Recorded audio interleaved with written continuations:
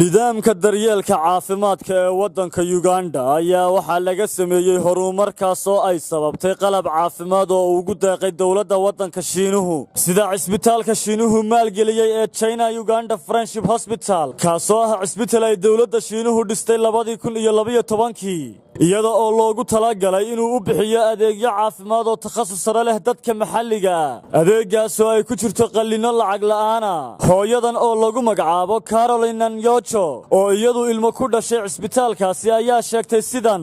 A successful operation, my baby is okay. I'm even doing well. waxaan helay qalliin lagu guuleystay ilmahaygu wuu fiican yahay xitaa si aad u wanaagsan ayuu u dhashay dhakhaatiirta ayaa sheegay inay ku guuleysteen inay dhimaan dhimashada hooyada ee xarunta 99% xilliga uurka iyo dhalmada agaasimaha cisbitaalkan Master Emmanuel Batibwi ayaa sheegay inay u adeegaan dad aad u tiro badan waxaana hadalladiisii ka mid ahaa deliver over 22,000 mothers and in so doing we are able to have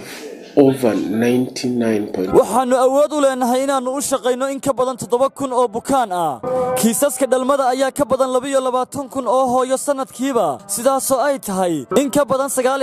99.7% dadkaasi waxa ay ku noqdeen guryahood iyaga oo hela xaalad caafimaad oo ka fiican markii hore ay cisbitaalka yimaadeen inkastoo la cusboonaysiiyay xaruntan haddana qalabku weli si fiican uguma filla baahida bulshada Dr. Batibwi ayaa intaasi ku daray qaybo ka mid ah qalabkaasi waa uu burburay